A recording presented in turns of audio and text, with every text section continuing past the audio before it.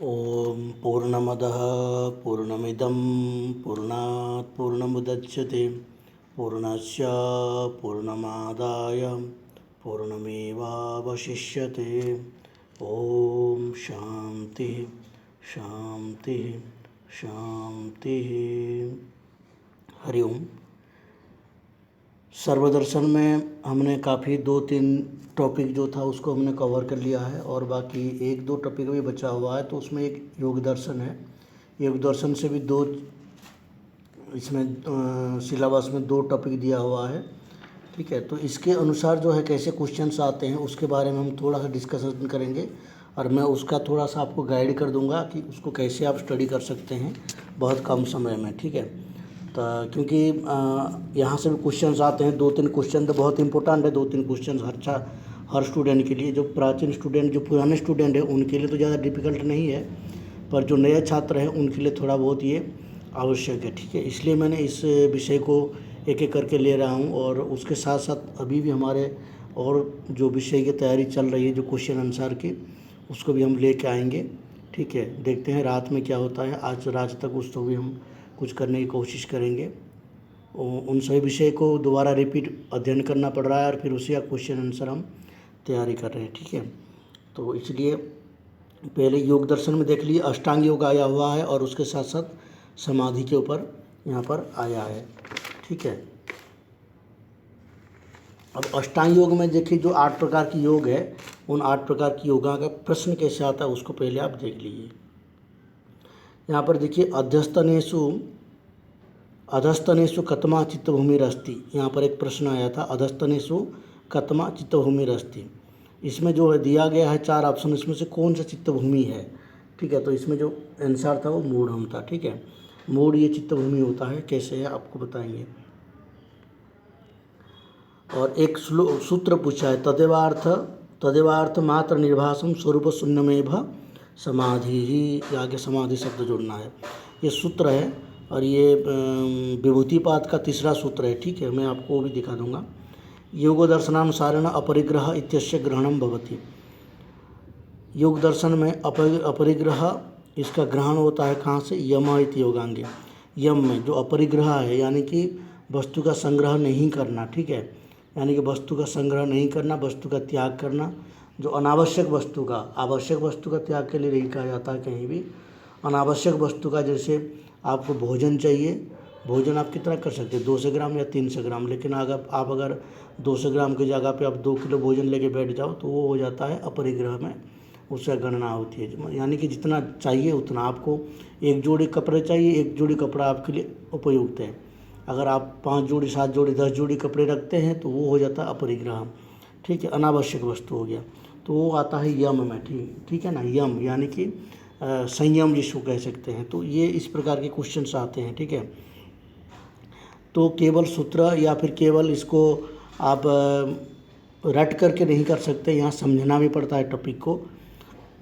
ठीक है, तो उसके लिए आपको योग दर्शन में जो ये जो योगांग है उन सबको थोड़ा थोड़ा अध्ययन करना पड़ेगा।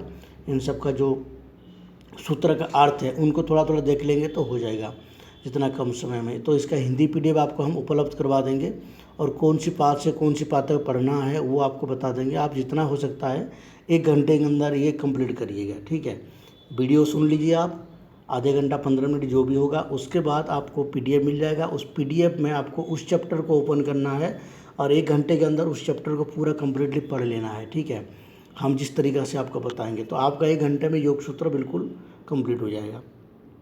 अब आगे चलते हैं। ये देखिए, ये भी आया था, अधस्तनेषु कतमा चित्तवृत्ति नास्ति। इनमें से चित्तवृत्ति कौन नहीं है, चित्तवृत्ति कौन नहीं है। ठीक है, चित्त का वृत्ति जो होता है ना, प्रमाण है, निद्रा है, स्मृति है, ये चित्त का वृत्ति होता है, पर ध्यान जो है ये चित्तवृत्ति नहीं होता है। ठीक है, धारणा ध्यान समाधि। ठीक है, अष्टांग योग में धारणा ध्यान आता है। ठीक है, तो अष्टांग योग होता है ध्यान, चित्तवृत्ति नहीं है। ठीक है, आगे चित्तवृत्ति के बारे में, इसलिए चित्तवृत्ति के बारे में आपको पढ़ना पड़ेगा। अगर आप चित्तवृत्ति के बारे में पढ़े होंगे तो आप चित्तवृत्ति कौन नहीं है वो समझ सकते हैं।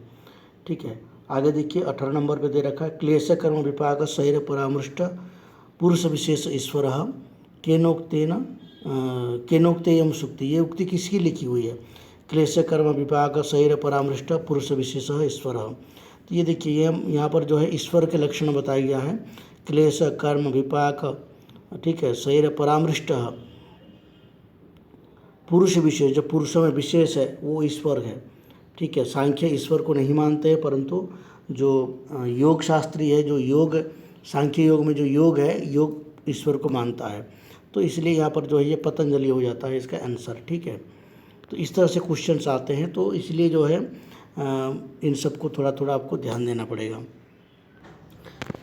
आपको हम 2 PDF दे देंगे। ठीक है, एक PDF में तो हिंदी व्याख्या है, हिंदी अर्थ सहित है, और दूसरा PDF में आपको इसका जो परिशिष्ट भाग में है, उस परिशिष्ट भाग में आपको इन सूत्रों का केवल मूल मिल जाएगा। ठीक है, देखिए ये पातंजल योग सूत्र पाठ दिया है।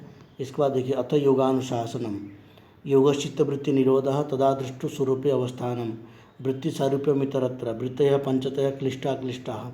ठीक है, इस तरह से ये पूरे के पूरे सूत्र हैं। तो आपको इन सूत्रों को जितना हो सकता है आप पढ़ लीजिए। इससे आपको क्या होगा, अगर कोई सूत्र आता है तो आपको यहाँ कर सकते हैं आराम से। ठीक है, परंतु जो इम्पोर्टेंट पार्ट है इसका, मैं उसको आपको बता रहा हूँ, वो पढ़ना है। हमारे इसमें जो आया हुआ है अष्टांग योग आया हुआ है, तो अष्टांग योग कहाँ से शुरू होता है? देखिए ये द्वितीय पाद है, यहाँ से द्वितीय पाद शुरू होता है। ठीक है, आप द्वितीय पाद में जाइए और यहाँ श्लोक नंबर जो है 29, श्लोक नंबर 29 से आपको शुरू करना है। देखिए ये 29वां श्लोक है, सूत्र है 29वां। यम नियम आसन प्राणायाम प्रत्याहार धारणा ध्यान समाधयो अष्टावंगानी। ठीक है, 8 अंग वाला है ये। यम नियम आसन प्राणायाम धारणा ध्यान समाधि, ये 8 अंग वाला योग कहलाता है। ठीक है, और उससे अहिंसा सत्यस्तेय ब्रह्मचर्य अपरिग्रह यमाहा, अहिंसा सत्य, ठीक है, अस्तेय ब्रह्मचर्य और अपरिग्रह ये यम है। ठीक है, अभी आया था ना अपरिग्रह के बारे में, तो इनमें से कौन अपरिग्रह किस कोटि में आता है? तो यम की कोटि में आता है।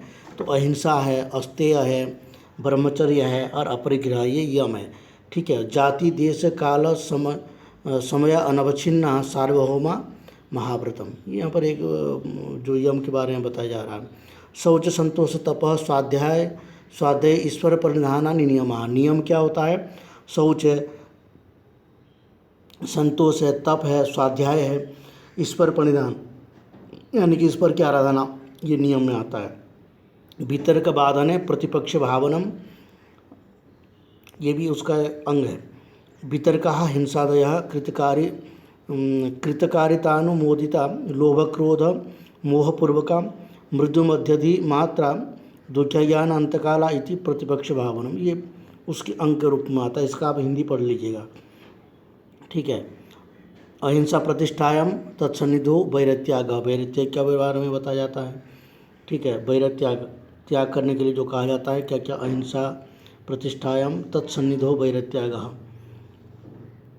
सत्य प्रतिष्ठायाम क्रियाफलाश्रयत्वम, तो ये भी हो जाता है इसका। अस्तेय प्रतिष्ठायाम सर्वतनोपस्थानम। ठीक है, ये इस तरह से इसका जो है इसकी व्याख्या चलती जाएगी यहाँ से। ठीक है, यम नियम हो गया। उसके बाद आ जाएगा आपका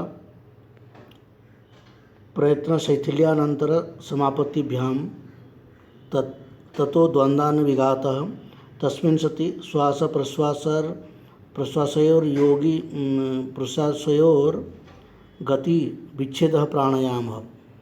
आसन प्राणायाम का बात आया था, तो प्राणायाम क्या है? तस्मिन् सति श्वास प्रश्वासयोर गति विच्छेद प्राणायाम। तस्मिन् सति प्रयत्न करके, अभ्यास करके जो है ना, अभ्यास में श्वास और प्रश्वास का गति को विच्छेद करना, रोकना, उसको कहते हैं प्राणायाम। ठीक है, धारणा ध्यान क्या हो गया? आसन प्राणायाम। आसन के बारे में यहाँ बताया होगा, बीच में कहीं वो छूट गया होगा। ठीक है, तो इस तरह से यहाँ पर जो है सभी का एक एक श्लोक सूत्र में जो है बताया गया है। यहाँ पर ये प्राणायाम की बात हो गया। ठीक है, देख लीजिएगा आप। दीर्घ सूक्ष्म बाह्याभ्यंतर स्तंभ वृत्ति निर्देश काल संख्या भी परिदृष्टो दीर्घ सूक्ष्म। प्राणायाम में बहुत सारे प्रक्रिया होते हैं, उनके बारे में यहाँ पर बहुत सारी व्याख्या है। ठीक है, और उसके बाद जहाँ देखिए धारण ध्यान प्रत्याहार ही आ जाता है, प्रत्याहार। ठीक है, स्विषय संप्रयोगे चित्त स्वरूपानुकार इवेन्द्रियाणाम प्रत्याहार। प्रत्याहार क्या है? देखिए, स्व विषय सांप्रयोगे चित्त स्वरूप अनुकार, चित्र स्वरूपानुकार इवेंद्रियाणाम प्रत्याहार। जैसे ध्यान करते हैं तो ध्यान में अपने स्वरूप में अपना स्वरूपकार वृत्ति बन जाना, ठीक है। चित्त का क्या हो जाता है? चित्त का स्वरूपाकार वृत्ति हो जाना, उसको कहते हैं प्रत्याहार। और प्रत्याहार के बाद देखिए आगे दिया है देशबंध चित्तस्य धारणा, धारणा आ जाता है, देशबंध चित्तस्य धारणा, ये भी बहुत इंपॉर्टेंट है, ठीक है। ध्यान तत्र प्रत्येकतानता ध्यानम, तत्र प्रत्येकतानता ध्यानम, उसका जो एकतानता, तत्र प्रत्येकतानता ध्यानम। ध्यान क्या होता है? जैसे चित्त का वृत्ति होती है ना, उस वृत्ति को एकाकार बना के रखना, ठीक है, उसी को ध्यान कहते हैं। जैसे एक इसका पंक्ति आता है, तैलधारावत अविच्छिन्न वृत्ति ही, तैलधारावत अविच्छिन्न वृत्ति ही ध्यानम, ठीक है। तैलधारा के समान अविच्छिन्न चित्तवृत्ति ही ध्यानम, तैलधारा के समान अविच्छिन्न चित्तवृत्ति को ध्यान कहा जाता है। जैसे तेल, आप तेल किसी बर्तन से तेल गिराइए किसी कटोरी में, तो वो कभी भी विच्छिन्न नहीं होता है, बीच में से रुकता नहीं है, मतलब एक क्रम में चलता रहता है। तो उसी प्रकार जब ध्यान, जब चित्तवृत्ति कहाँ वृत्तिकार एकाकार हो जाता है, वृत्ति स्वरूप में लय होता है, वृत्ति स्वरूप में स्थित रहता है, तो वो हमेशा स्थित रहना लंबे समय तक, उसको कहते हैं ध्यान, ठीक है। और उसके बाद जो है तदेवार्थ मात्र निर्भासम स्वरूप शून्यमेव समाधि, अब ये समाधि की बात आ गया। तदेवार्थ मात्र निर्भासम स्वरूप शून्यमेव समाधि, यहाँ पर क्या होता है? केवल जो है ध्येय मात्र का ही प्रतीति होना, अन्य का प्रतीति न होना, निरंतर तैलधारावत, धारावत जो है उस स्वरूप में ही चित्त को लगाए रखना, ठीक है, वो हो जाता है आपका समाधि। ध्येय मात्र की ही प्रतीति होना और किसी का, इसलिए स्वरूप शून्यमेव कहा है, स्वरूप शून्यमेव, चित्त का निज स्वरूप का शून्य हो जाना, चित्त का अपना भान नहीं रहना, केवल स्वरूप का ही भान रहना, ये जो है समाधि कहलाता। तो इस तरह से जो है आप जो अष्टांग योग है वो दूसरे पाद से 29वां सूत्र से शुरू करके आप तीसरे पाद की आप यहाँ तक जाएंगे, तो ये आपका हो जाएगा, आपका पूरे के पूरे जो है अष्टांग योग और